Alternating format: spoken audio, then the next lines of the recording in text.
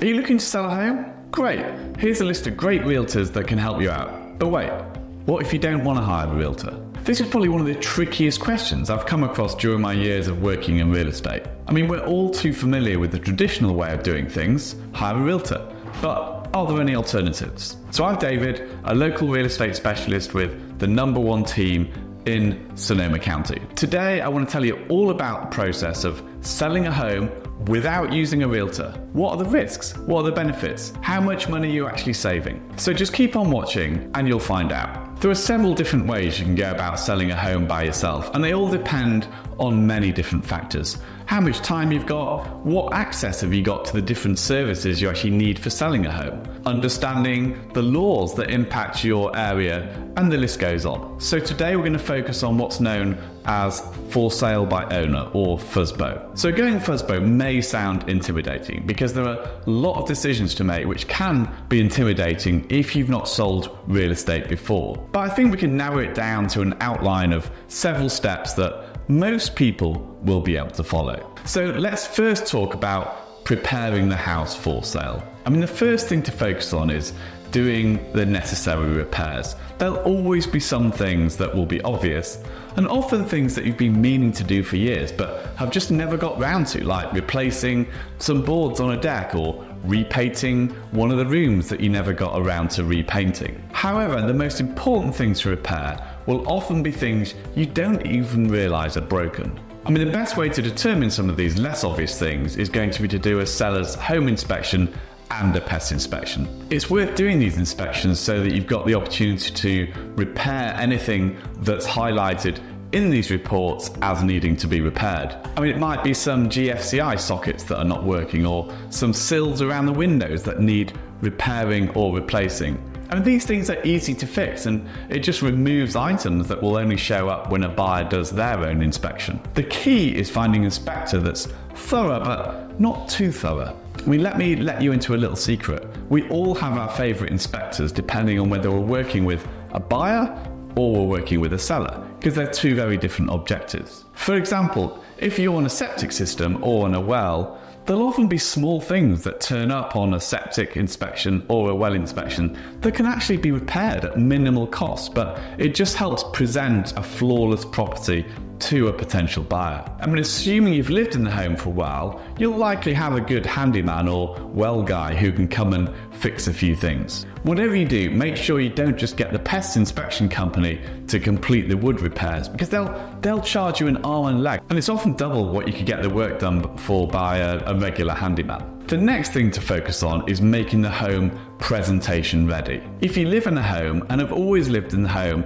it's sometimes hard to be objective about the changes that you need to make in order to present the home in the best possible light. A friend of mine, for example, recently sold his house, and he's someone I think has really, really good taste. I mean, immaculate taste, in fact. But when he asked what he should do to sell it, when I actually looked through the eyes of a realtor, I suddenly thought, actually, there's a lot of stuff in here which really does need to be removed. All his furnishings were really nice, but there was just too much of it. And I'd say this is a problem with 90% of homes. They just have too much stuff in them to present them to a potential buyer. It just makes them feel smaller. I'm not just talking about trinkets on the work surfaces, but major pieces of furniture. I mean, less is definitely more. And don't forget about the outside, and especially the lead up to the front door, and also the immediate living space off the back of the house. If you've got a deck, it's worth just getting it refinished to bring out the colour in the grain. It will look 10 times better. So what about price? I mean, this is probably the hardest part for an owner. Trust me, in talking to tons of sellers, it's very rare for a seller to think their home is worth less than it is. Trust me. It's just a fact of life. I mean, let's face it, they were often the only buyer prepared to offer the right price when they bought it, so it makes sense that they might value it more than someone else in today's market. So if you are going to price the home yourself, you need to take a step back and try to look at it through objective eyes. Any agent pricing a home will find equivalent properties that have sold recently, as this is the best indication of what price you could expect to get. So here are a few tips to determining the correct price for a home. I mean, ideally, you'd have had the opportunity to look at homes nearby that have sold and are similar to yours, so that you understand some of the subtleties that make a difference to the price. If you have a more rural property, you need to make sure to adjust the price based on the amount of land, or where there's a view, or different acreage depending on whether it's usable acreage or not usable acreage. And of course, any additional structures, whether it's a barn or a second building or a guest house. For a more urban property, you'll need to adjust for condition and if there's an amenity such as, for example, a swimming pool. I mean, unless you live in a subdivision with cookie cutter homes, then really don't pay too much attention to Zillow, as the more distinct a property is, the less likely Zillow's algorithm will be to provide an accurate price. I mean, it amazes me the number of people who look at the Zillow estimate and think, oh, my house is worth X. It's like, Zillow's never been in your home, so there could be a totally remodeled home and a home that's a total dump having the same price on Zillow. So it's just not a good indicator. But it's also fine to use comparative sales from a different area, but it has to be an equivalent area. For example, I'm pricing a property in Cloverdale at the moment, which is just a 20-minute drive from Healdsburg. But you can't use a comp from Healdsburg because Healdsburg's just that much more expensive. One way to get an accurate price is to ask an agent for their opinion, and hopefully they'll give you an honest answer rather than telling you what you want to hear. I mean, that being said, there are more agents than I care to mention who are horrible when it comes to pricing homes, or rather, they just go with the price that a seller recommends. I mean, just yesterday, I had a client send me some comps for a home provided by another agent, and there were 16 comps that ranged in price from 5 million to 1.5 million for a home that was probably worth 2 million. I mean, a $5 million home in a different area, it's got no relevance to pricing a $2 million home. It's better to find 2 good comps rather than 16, because that really won't tell you anything. Depending where we are in the housing market cycle will also have an important bearing on price. For example, the worst thing you can do in a market like we have right now, where the market is shifting from a seller's market to a buyer's market, is to price too high, as you'll just end up chasing the market down with price reduction after price reduction. Similarly, in a market like we've had for the last few years, pricing a home with a view to getting multiple offers has been a viable strategy up to the $2 million range, because the chances are you will be able to use that to drive up the price. However, if you are selling a home as an owner, you can't really price the home to get multiple offers because you just won't be able to get the reach that an agent can get. I mean, the best you can hope for is to find the one buyer who's prepared to pay you close to your asking price. I mean, stats show that homes typically sell for 5.5% less when sold by their owner. I mean, my guess is that is because they'll all start off pricing too high and then have to do multiple price reductions to sell it at a lower price than they'd originally anticipated. I mean, the second reason is because owners sometimes struggle to present their home in their best light, for the reasons I've already explained. The next thing though is getting the home in front of buyers, and it's probably the hardest thing for an owner to do on their own. The first thing to do is to get some great photographs, whether those are stills of the house, exterior twilight photos, or drone photos, as well as creating video footage to promote the home.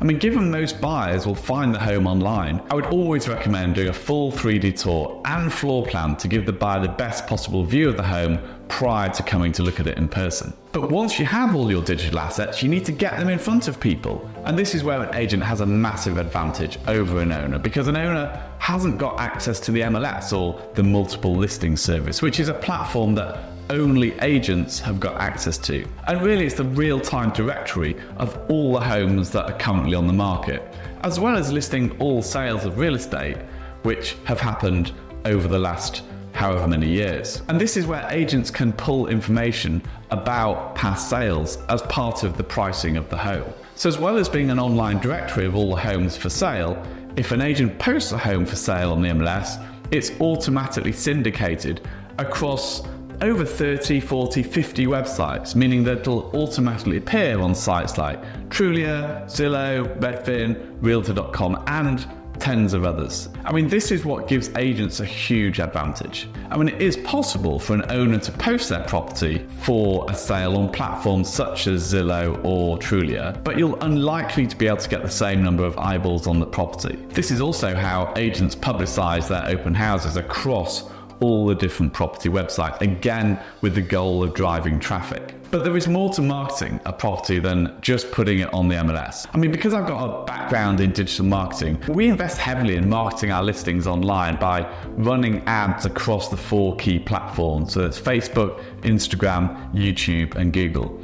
And this is something that you can do as well as an owner. You just need to set up accounts on all these different platforms and then build the campaigns that you want to run and then build the audiences that you want to target. This is the single biggest way that we attract buyers to our listings. So it's definitely worth doing if you're thinking about selling your home yourself, especially given you won't have access to the MLS. And now for the time-consuming bit, assuming you attract lots of interest, that is. It is important to have someone present at the property for any showings who can get the right balance between sharing the story of the home and answering the buyer's questions, but also leaving them to look around the home. I must confess, I dread it when an owner offers to show a home if I'm taking a client to a home where the owner insists on showing it.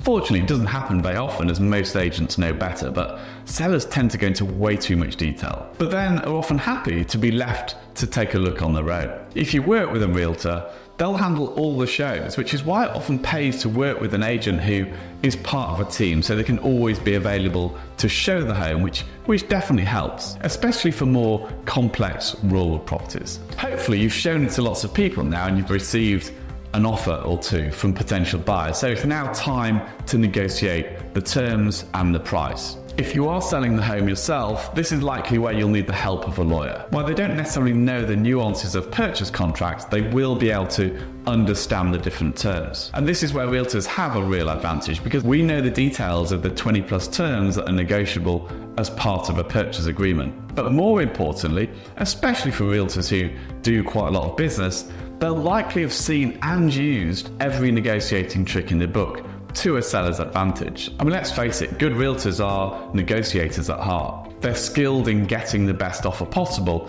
and are not afraid to ask for more. If I was representing a buyer in a purchase with an owner, I would back myself every time to get the terms agreed that were weighted towards my buyer, however smart the seller was. It's like anything, the more you practice, the better you get. The chances are a seller's never even done it before. And it's not only about the terms, but also about the buyers. Realtors know how to recognize and filter out unwanted or unqualified buyers, identifying red flags in an offer and knowing when to move on.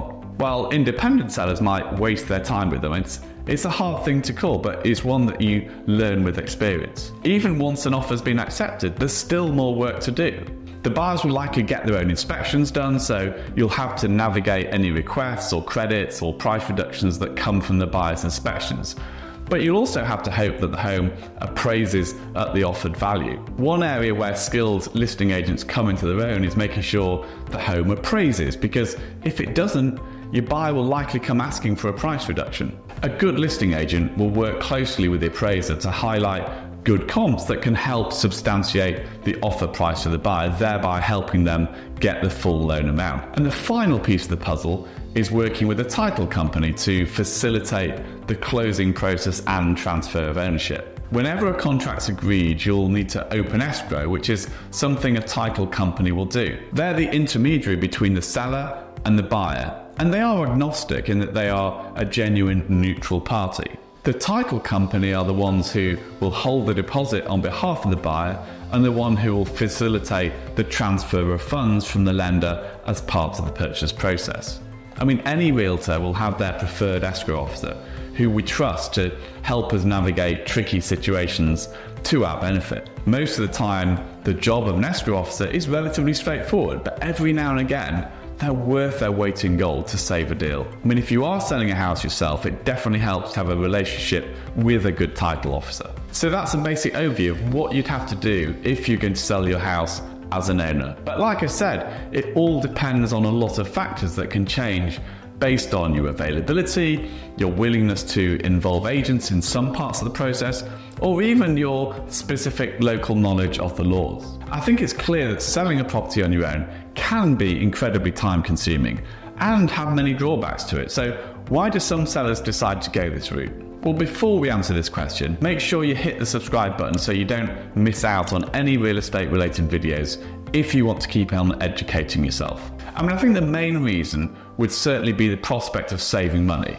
by not paying a realtor's commission, which will usually depend on the sale price. However, you've probably already determined that doing it yourself will cost you money in marketing, getting photographs, getting a lawyer involved for as much as $500 per hour, or getting help from a realtor drafting a contract. As well as thinking about the cost, you also need to think about the lost opportunity cost in working with a realtor to get you the best price, and also saving you the money on the negotiation.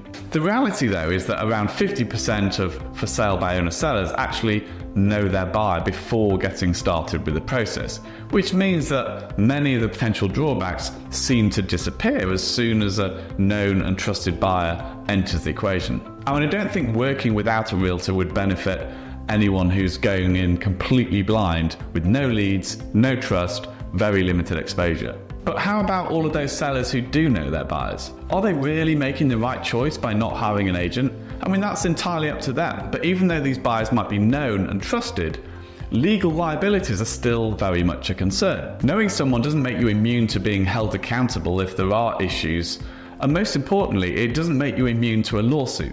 There are so many key details a for sale by owner seller might miss out on during the entirety of the process, which will open up the possibility of many worst case scenarios that can happen afterwards, like wording contracts incorrectly, or rather incomplete disclosures, all of which can have some pretty terrible consequences. So to answer the main question, can you sell a house without a realtor? Well, you certainly can. However, it's up to you whether you think the financial benefits outweigh the drawbacks or not. It's also up to you to actually figure out how much you'll be saving by not going with a realtor, considering the many additional costs associated with the whole process and the potential for money to be left on the table, which is probably the more important thing, as opposed to a commission that depends on the sale price. The way commissions work is that if an agent doesn't sell the home, then you don't pay the commission, even though many agents will invest pretty heavily in selling your home. That's definitely a question to ask an agent. How much are they actually going to invest in selling your home? This is also the reason we won't agree to take a listing if we don't agree with the seller on price. Why would we spend money on marketing a home knowing we can never get it back? It makes no sense. So if you're looking to sell your house and want to review all your options and alternatives, my team and I would love to help you out. We don't need to become your realtors, but we'll certainly come in handy if you do decide to make us part of the process. Just email me at david@brewingtonhargreaves.com and we can take a look at your situation in order to figure out the best possible course of action. We've helped over 70 families last year selling and buying properties, so we look forward to connecting with you. I hope you found this video useful, and I'll see you in the next one.